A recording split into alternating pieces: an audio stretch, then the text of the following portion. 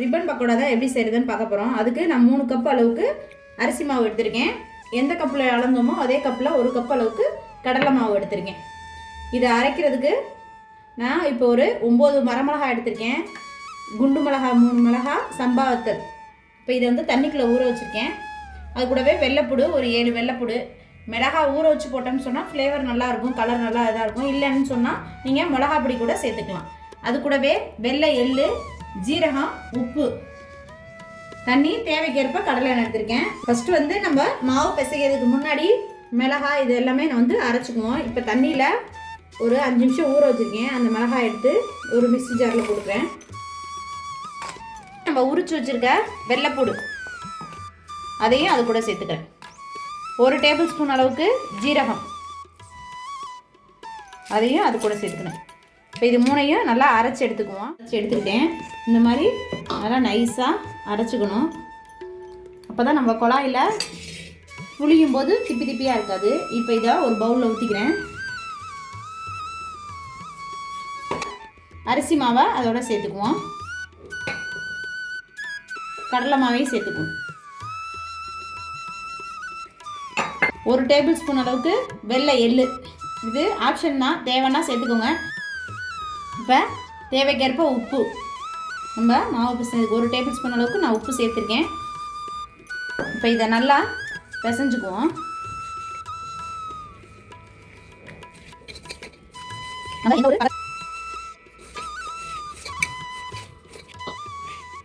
இப்போ இந்த மாதிரி பிடிச்சி உதுத்து விட்டோம்னா நல்லா பொல பொலன்னு இருக்கு பாருங்கள். இது மாதிரி இருக்கணும். நான் வந்து அரைச்ச மிக்ஸி ஜாரில் கொஞ்சம் தண்ணி சேர்த்து அதையும் ஊற்றிக்கிறேன். கொஞ்சம் கொஞ்சமாக தண்ணி ஊற்றி சேர்த்துக்கணும். இதிலே வந்து நல்லா காரமாக இருக்கும். மிளகாய் அரைச்சி சேர்க்குறனால நம்ம எந்த ஒரு ஃபுட் கலரிங்குமே தேவையில்லை, நல்லாவே கலர் இருக்கும். இப்போ இந்த மாவு பிணையிறதுக்கு முன்னாடி ஒரு 2 டேபிள் ஸ்பூன் அளவுக்கு சூடான எண்ணெய் இருந்துச்சு ஊற்றிக்கிட்டோம்னா கொஞ்சம் நல்லா கிரிப்ஸியாக வரும். அதுக்காண்டி லைட்டாக சூடான எண்ணெய் ஊற்றிக்கணும். ஒரு 2 டேபிள் ஸ்பூன் அளவுக்கு.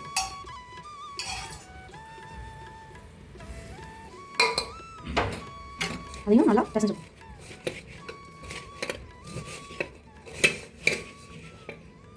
இப்போ எனக்கு கொஞ்சம் உப்பு பத்தலை, அதனால் இன்னொரு 1/2 டேபிள் ஸ்பூன் அளவுக்கு உப்பு சேர்த்துக்கிறேன்.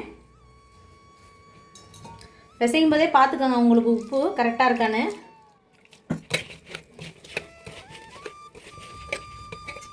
நான் எண்ணெய் பொரிக்கிற அளவுக்கு எண்ணெய் சேர்த்துக்கிறேன். ஒரு 1/2 லிட்டர் அளவுக்கு. செக்கில் ஆட்டின கடலெண்ணெய் ஒரு 1/2 லிட்டர் அளவுக்கு சேர்த்துக்கிறேன்.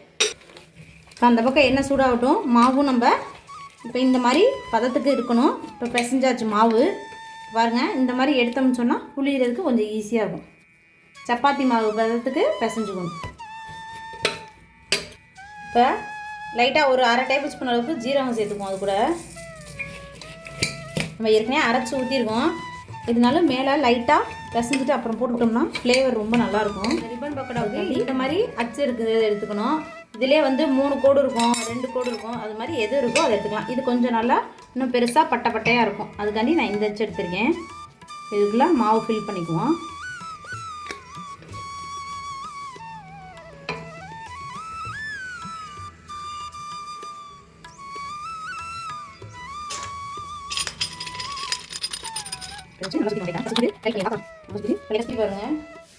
பாருங்க அழகாக வரும், பட்டையாக நல்லா பெருசாக. நமக்கு தேவைக்கேற்ப நீளமாக போட்டுக்கலாம். இப்போ அடுப்பில் எண்ணெய் காஞ்சிருச்சு பாருங்கள். நமக்கு இந்த பதம் கரெக்டாக இருக்கும். எண்ணெய் காஞ்சது. இப்போ நம்ம புழிஞ்சுக்குவோம்.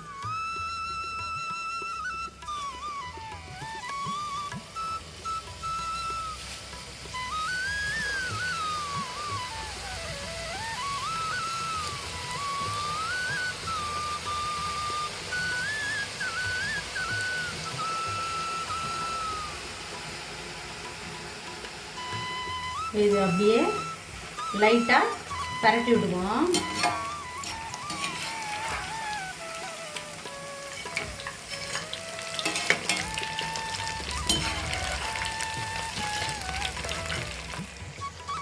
இப்போ பாருங்க நல்லா சலசலப்பெல்லாம் அடங்கிருச்சு.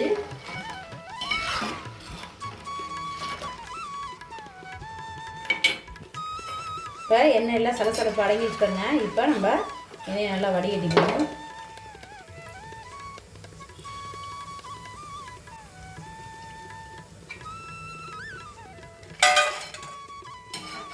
இந்த மாதிரி போடும்போது சடார்னு சவுண்டு கேட்கணும். அப்போ தான் நல்லா வெந்துருச்சுன்னு அர்த்தம். இப்போ இந்த சீவல் ரொம்ப பெரிய பட்டையில் போட்டிருக்கேன். இப்போ நான் வந்து கொஞ்சம் குட்டியாக இது மாதிரி 2 பட்டையில் எடுக்கிறதில்ல இப்போ போட போகிறேன். ஒரு இது மாதிரி அச்சில் போட்டுக்கணும். இதில் போட்டோம்னா கொஞ்சம் நல்லா நைஸாக மெலிசாக வரும். அதுக்காண்டி இதுலேயும் புளிஞ்சு காமிக்கிறேன் பாருங்கள். இந்த அளவுக்கு வச்சுட்டு நல்லா கட்டையை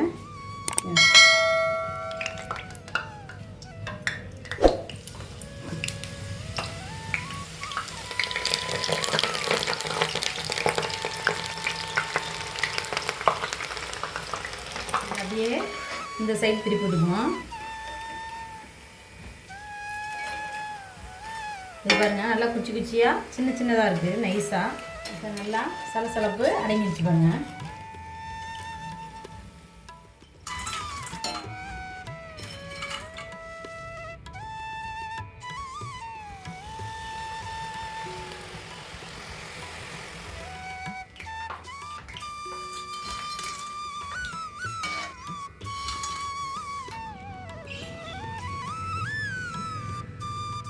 நல்லா நுரை இறங்கினதுக்கப்புறம் போடும்போது இந்த மாதிரி கலாரம் சவுண்ட். 2 கப் அளவுக்கு அரிசி மாவு எடுத்து வச்சுருக்கேன். 1/2 கப் அளவுக்கு கடலை மாவு எடுத்து வச்சுருக்கேன். அதே 1/2 கப்பில் பொட்டுக்கடலை மாவு எடுத்து வச்சுருக்கேன். அதுக்கு தேவையான அளவு உப்பு, ஜீரகம் 1 டேபிள் ஸ்பூன், பெருங்காயத்தூள், வெள்ளை எள்ளு, பட்டர் 2 டேபிள் ஸ்பூன் எடுத்து வச்சுருக்கேன். இப்போ ஃபஸ்ட்டு அரிசி மாவை ஒரு பாத்திரத்தில் கொட்டிக்குவோம். அது கூடவே எடுத்து வச்சுருக்க கடலை மாவையும் சேர்த்துக்குவோம். பொட்டுக்கடலை மாவு, இப்போ தேவையான அளவு உப்பு. நான் ஒரு டேபிள் ஸ்பூன் அளவுக்கு உப்பு போட்டிருக்கேன். 1 டேபிள் ஸ்பூன் அளவுக்கு ஜீரகம் இந்த மாதிரி லைட்டாக கையில் மசிச்சு போட்டுக்கோங்க. அது கூடவே 1/2 டேபிள் ஸ்பூன் அளவுக்கு பெருங்காயத்தூள், 1 டேபிள் ஸ்பூன் அளவுக்கு வெள்ளை எள்ளு. இது எல்லாத்தையும் ஃபஸ்ட்டு மிக்ஸ் பண்ணிக்குவோம்.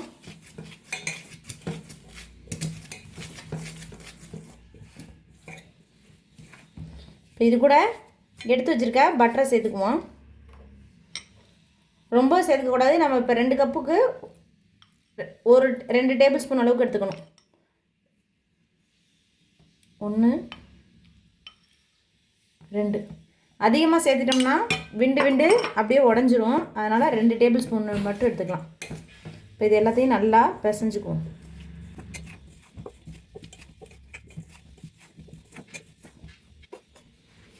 இப்போ இது லைட்டாக தண்ணி தெளித்து பிசைஞ்சுக்குவோம். தண்ணி ரொம்ப ஊற்றிடக்கூடாது, கொஞ்சம் கொஞ்சமாக ஊற்றி பிசைஞ்சுக்கும்.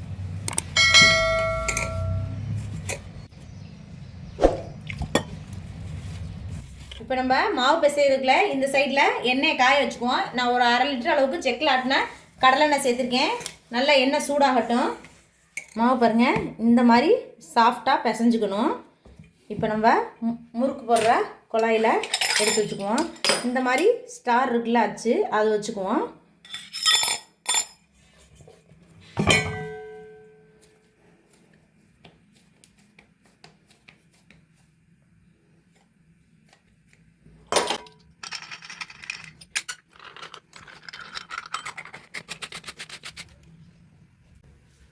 பாருங்க, இப்போ மாவு எண்ணெய் நல்லா சூடாயிடுச்சான்னு பார்ப்போம். பாருங்கள் எண்ணெய் நல்லா சூடாயிடுச்சு.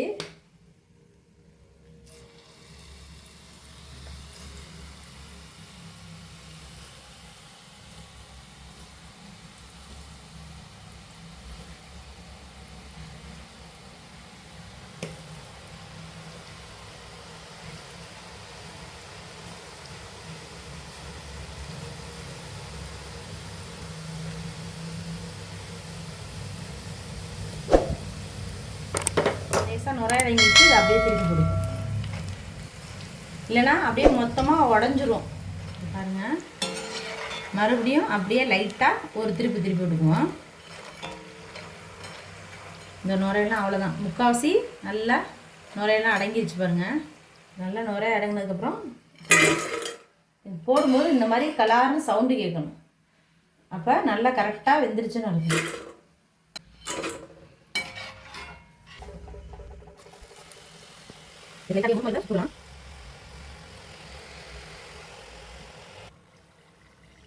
சுவையான காரா பூந்தி ரெடி ஆயிடுச்சு. நல்லா கிரிப்ஸியாக மொறுமொறுன்னு நம்ம எவ்வளோ அருமையாக ரெடி ஆகிடுச்சு பாருங்கள். இதே மாதிரி நீங்களும் இப்போ கடலை மாவு வச்சு ஒரு கார ஸ்வீட் தான் செய்ய போகிறோம். என்னென்னு சொன்னால் காரா பூந்தி எப்படி செய்கிறதுன்னு பார்க்கலாம். அதுக்கு 2 கப் அளவுக்கு கடலை மாவு எடுத்திருக்கேன். ஒரு 4 டேபிள் ஸ்பூன் அளவுக்கு அரிசி மாவு எடுத்திருக்கேன். 1 டேபிள் ஸ்பூன் அளவுக்கு சால்ட்டு, 1/2 டேபிள் ஸ்பூன் அளவுக்கு சோடா மாவு. இப்போ இதை நல்லா கலந்துக்கணும். கலந்து நம்ம கொஞ்சம் கொஞ்சமாக காரா பூந்தி எடுத்துக்குவோம். ஊற்றுனதுக்கப்புறம் தாளிப்புக்கு தேவையான பொருள் பார்க்கலாம். பொட்டுக்கடலை, முந்திரி பருப்பு, நிலக்கடலை, பச்சை நிலக்கடலை, கொஞ்சோண்டு அவல், கருவேப்பிலை இதெல்லாம் எடுத்து வச்சுருக்கேன். இப்போ ஃபஸ்ட்டு நம்ம மாவை கரைச்சி எடுத்துக்குவோம். இப்போ இதை ஒரு இதில் கொட்டிக்குவோம் பவுலில். அது கூடவே 4 டேபிள் ஸ்பூன் அளவுக்கு அரிசி மாவு எடுத்துருக்கோம்ல, அதையும் அது கூட சேர்த்துக்குவோம். உப்பு தேவைக்கேற்ப உப்பு. இதில் ஒரு 1/2 டேபிள் ஸ்பூன் அளவுக்கு சோடா மாவு. இப்போ இது எல்லாத்தையுமே தண்ணி ஊற்றி நல்லா கரைச்சிக்குவோம்.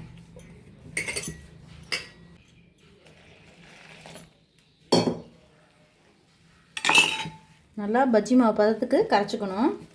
ரொம்பவும் கெட்டியாக இருக்கக்கூடாது, ரொம்பவும் தண்ணியாகவும் இருக்கக்கூடாது.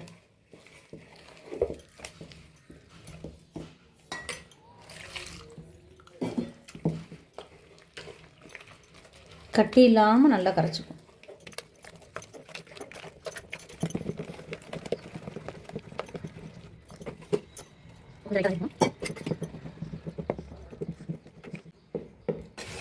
பாருங்க, இந்த மாதிரி மாவு எடுத்து ஊற்றும் போது இந்த மாதிரி இருக்கணும். ரொம்ப தண்ணி இல்லாமல் இந்த பதம் வந்து கரெக்டான பதம். இந்த மாதிரி நம்ம கரைச்சி எடுத்துக்கணும். இப்போ கடாய் நல்லா சூடாயிடுச்சு. நம்ம ஆயில் சேர்த்துக்குவோம். நான் இன்றைக்கி வந்து செக்கில் கடலெண்ணெய் எடுத்திருக்கேன். இப்போ கடலெண்ணெயை நமக்கு தேவைக்கேற்ப சேர்த்துக்குவோம்.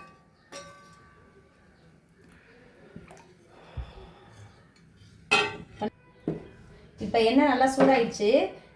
பூந்தி ஊற்றுற கரண்டி இருந்துச்சுன்னா நம்மக்கிட்ட ரொம்பவே ஈஸியாக இருக்கும் இந்த மாதிரி கரண்டியில் ஊற்றி எடுக்கிறதுக்கு. இப்போ மாவை கொஞ்சம் கொஞ்சமாக இதில் ஊற்றி எடுப்போம்.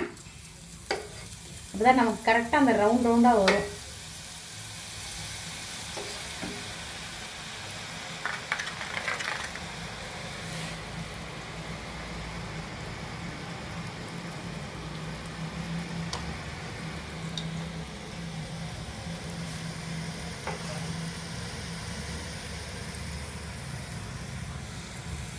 இப்போ நம்ம எடுத்துக்கணும். இதை உடனே கிண்டி விட்டுறக்கூடாது. கொஞ்சம் நல்லா வெந்து வந்ததுக்கு இப்போ நல்லா அப்படியே திருப்பி விட்டுக்குவோம். இப்போ பாருங்கள், நல்லா நுரையெல்லாம் அடங்கிடுச்சு, நல்லா வெந்துருச்சு. நம்ம எடுத்துக்குவோம். இந்த மாதிரி எண்ணெயை நல்லா வடிகட்டிக்கணும்.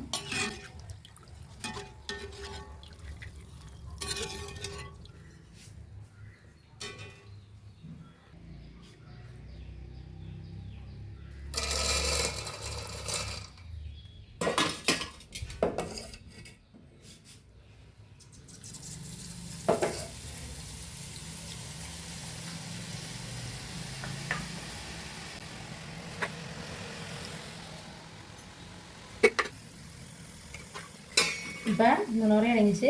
இப்போ லைட்டாக திருப்பி விடுவோம். இந்த மாதிரி கரண்டியில் ஊற்றும்போது சொன்னோம்னா ரவுண்டாக கரெக்டாக முத்தாக இருக்கும் பாருங்கள். நம்ம இந்த மாதிரி சாரணி ஓட்ட சாரணியில் ஊற்றும்போது கூட வாலாக இருக்கும். இந்த மாதிரி வாங்கிட்டோம்னு சொன்னோம்னா ரொம்பவே அழகாக வரும்.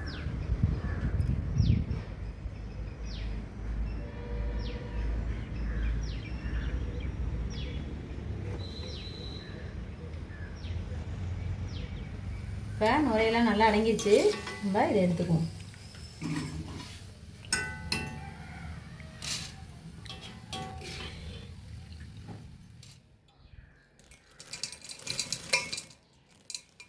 இப்போ பாருங்கள், காரா பூந்தி எல்லாமே ஊற்றிட்டோம். இப்போ பாருங்கள் எவ்வளோ கிரிப்ஸியாக இருக்குது பாருங்கள். இந்த மாதிரி மொறுன்னு எல்லா காரா பூந்தியும் நல்லா இது மாதிரி ஊற்றி எடுத்துக்குவோம். இப்போ இப்போ நம்ம எடுத்து வச்சுருக்கோம் பார்த்தீங்களா நிலக்கடலை பருப்பு. இப்போ காரா பூந்தி எல்லாமே ஊற்றி எடுத்தாச்சு. அதே எண்ணெயில் இந்த கடலையை வேக வச்சு எடுத்துக்குவோம்.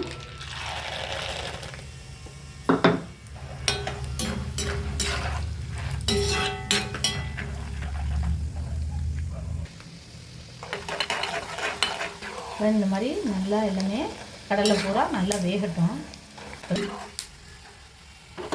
கடலை இந்த மாதிரி அரைச்சி வைக்கணும்.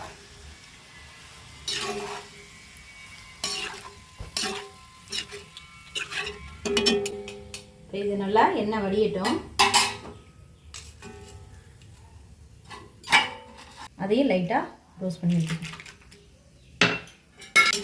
முந்திரி பருப்பு அதையும் லைட்டாக ரோஸ்ட் பண்ணி எடுத்துக்குவோம். ரொம்ப தீய விட்டுறக்கூடாது.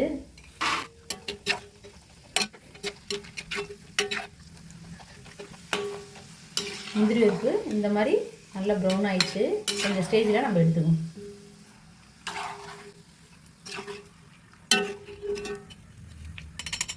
அதையும் இந்த நிலக்கடலையோட சேர்த்துக்கணும். பொட்டுக்கடலை வறுத்தெடுத்துக்கணும்.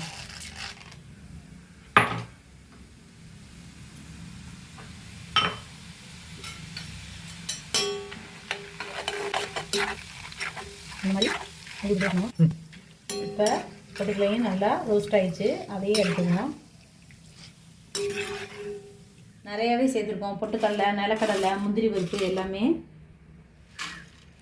இதையும் உரமாக எடுத்து வச்சுக்கோம். நல்லா எண்ணெய் வடி கைப்பி அளவுக்கு அவல் எடுத்துருக்கேன், வெள்ளை அவல். அதையும் பொரிச்சு எடுத்துக்கோம். இப்போ அதையும் எடுத்துக்குவோம்.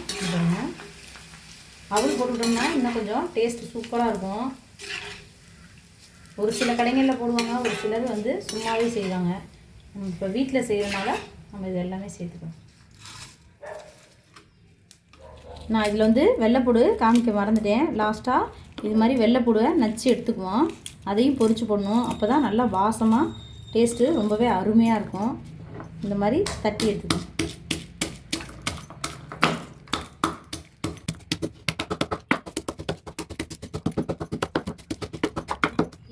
அந்த தோல்லாம் இருக்கட்டும். இப்போ அதோடு சேர்த்து தான் நம்ம வறுத்து எடுக்க போகிறோம். அதையும் எண்ணெயில் சேர்த்துக்கணும்.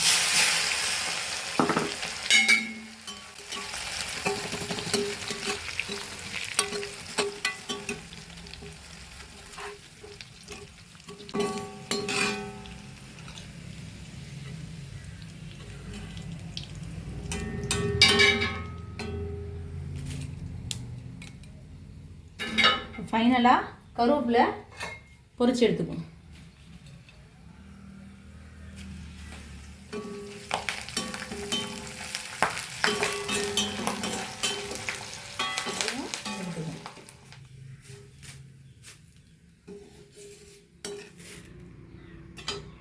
கருவேப்பிலை பாருங்கள் நல்லா கிரிப்ஸியாக எப்படி இருக்கு. இந்த மாதிரி ரோஸ்ட் பண்ணி எடுத்துக்கணும். இப்போ நம்ம உப்பு மிளகாத்தூள் போட்டு எடுத்துக்குவோம். நம்ம வச்சுருக்க காரா பூந்தி எல்லாத்தையும் இதில் போட்டுக்குவோம் பெரிய பாத்திரத்தில். அப்போ தான் நம்ம வந்து மிளகாப்பொடி உப்பெல்லாம் நல்லா சாந்து வரும். இது கூட நம்ம பொரிச்சு வச்சுருக்கோம் பார்த்தீங்களா, பொட்டுக்கடலை, முந்திரி பருப்பு, கடலை, அவல் எல்லாத்தையும் அது கூட சேர்த்துக்குவோம்.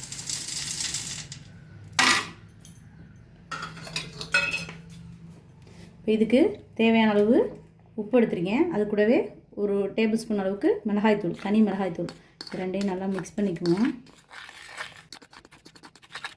இப்போ இதையும் அது கூட சேர்த்துக்குவோம். இப்படியே எல்லா பக்கமும் தூவுற மாதிரி போட்டுக்குவோம். இப்போ இது எல்லாத்தையும் நல்லா அப்படி ஒரு பரட்டு விட்டுருவோம்.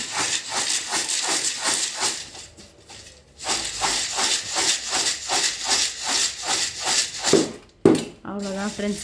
இப்போ காரா பூந்தி எப்படி வந்திருக்குன்னு பாருங்கள்.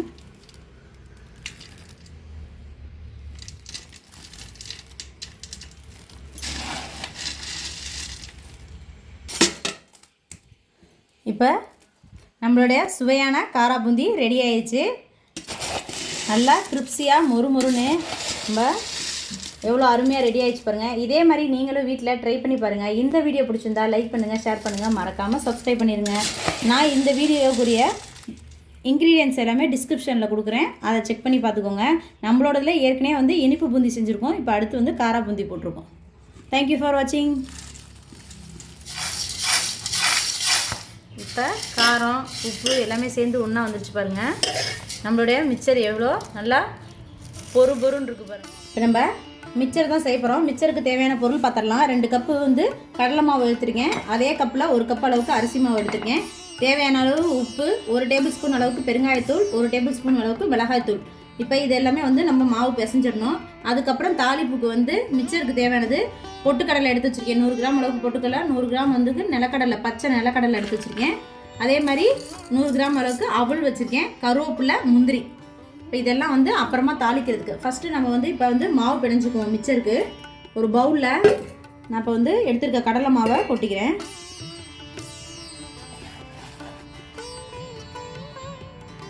அது கூட எடுத்து வச்சுருக்க அரிசி மாவையும் சேர்த்துக்குவோம். இப்போ மிக்சருக்கு தேவையான அளவு உப்பு போட்டுக்குவோம். 1 டேபிள் ஸ்பூன் அளவுக்கு பெருங்காயத்தூள் அதையும் சேர்த்துக்கிட்டோம். மிளகாய்த்தூள் இப்போ அதையும் சேர்த்துக்கிட்டோம். இப்போ எல்லாத்தையும் நல்லா ஒரு பெரட்டு கலரி விட்டுருவோம், கட்டி இல்லாமல்.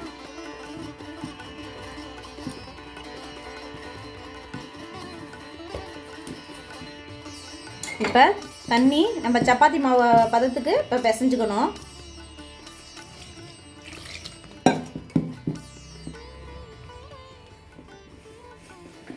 கடலை மாவு போட்டு அப்புறமா கூட மிளகாத்தூளும் உப்பும் சேர்த்துக்கலாம். நம்ம ஃபஸ்ட்டே வந்து சேர்த்துக்கிட்டோம்னு சொன்னோம்னா கொஞ்சம் மிச்சம் சாப்பிடையிலே, வெறும் மிச்சம் சாப்பிடையிலே கொஞ்சம் காரமாக நல்லாயிருக்கும் டேஸ்ட்டு.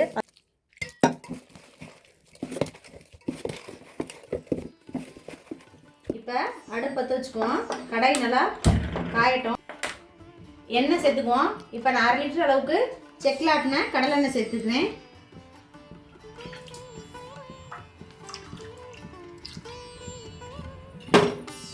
இப்போ எண்ணெய் நல்லா சூடாகட்டும்.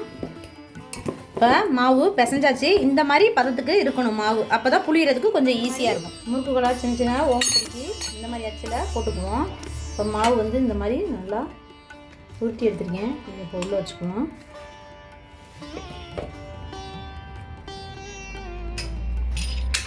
இப்போ இந்த மாதிரி சுற்றுல வச்சு பாருங்கள், நல்லா அது வாடுக்கு அப்படியே வருது பாருங்க. நம்ம அமுக்கவே இல்லை, அதுவாக அந்த ஒரு பூ போல். இப்போ சுற்றிருக்கோம். அடுப்பை நல்லா சின்ன வச்சுக்கணும். நம்ம சுற்றிட்டு வர்றதுக்குள்ளேயே அது வந்துடும்.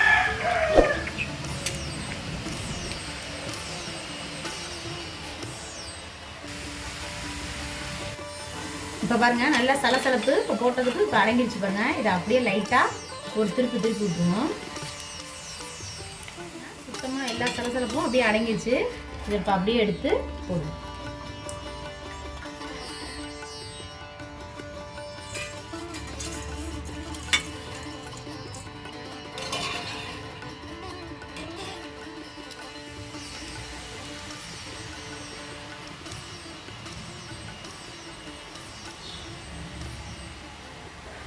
சலசலப்பு அப்படியே அடங்கிடுச்சு பாருங்கள் லேசாக. இதை அப்படியே எடுத்து திருப்பி போடணும்.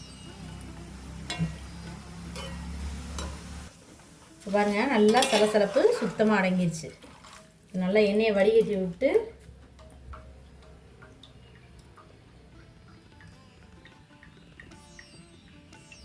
அப்படியே எடுத்து வச்சுருக்கோம். நம்ம மிக்சர் எல்லாமே சுற்றி எடுத்தாச்சு. இப்போ நம்ம மிக்சருக்குரிய தாளிப்பு எல்லாமே பொரிச்சு எடுத்துக்குவோம். இப்போ ஃபஸ்ட்டு நான் பொட்டுக்கல்லை எடுத்துக்கிறேன். பொட்டுக்கல்லையே இந்த மாதிரி இது போட்டு பொரிச்சு எடுத்துக்குவோம்.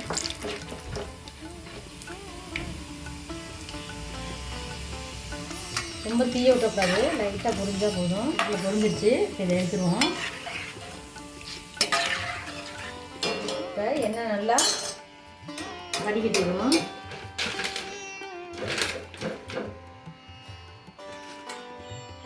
ஏன்னா அப்போ தான் எண்ணெயெல்லாம் வந்து அதுலேயே நல்லா இஞ்சிடும். அதுக்காண்டி இந்த மாதிரி பேப்பரில் போட்டு நிலக்கடலையை பொரிச்சு எடுத்துக்குவோம். பச்சை கடலை,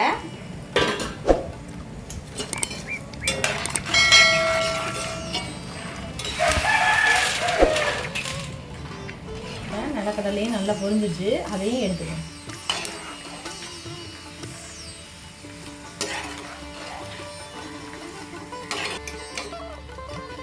இந்த மாதிரி நல்லா எண்ணெயெல்லாம் வடிகட்டிட்டு வடிகட்டில் போட்டுக்குவோம். முந்திரி பருப்பு ரொம்ப கருக விட்டக்கூடாது, லைட்டாக பொன்னிறமானே எடுத்துடணும்.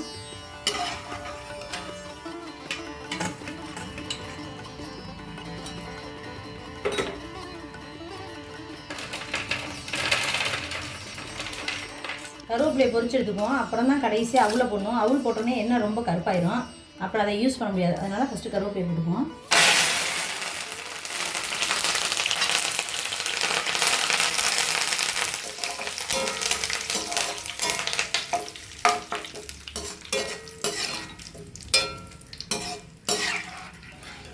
கருவேப்பிலை நல்லா சலசலப்பு அடங்கிருச்சு. இப்போ எடுத்துக்குவோம். கருவேப்பிலை நல்லா எவ்வளோ இந்த மாதிரி கிரிப்ஸியாக இருக்குங்க.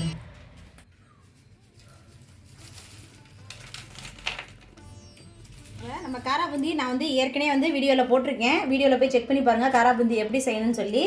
இப்போ நான் காரா பூந்தி போட்டிருக்கேன், அதையும் அது கூட சேர்த்துப்பேன்.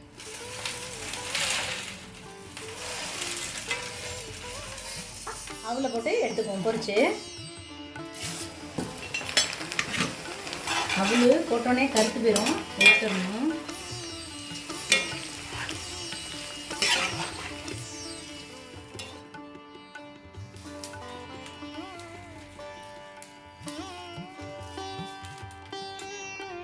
இப்போ இது எல்லாத்தையுமே ஒரு பாத்திரத்தில் மாற்றிக்குவோம். ஏன்னா அப்படியே வச்சு நம்மளால் கிண்ட முடியாது, அதுக்காண்டி.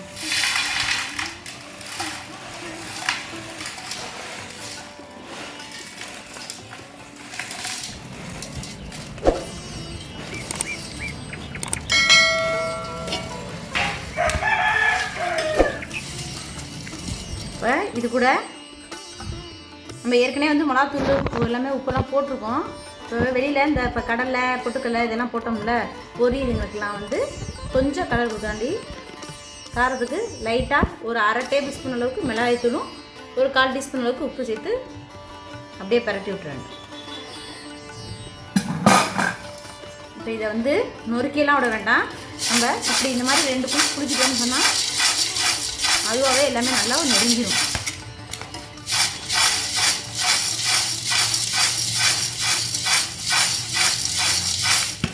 அப்போ தான் எல்லாமே நல்லா ஒன்று சேர்ந்து வரும்.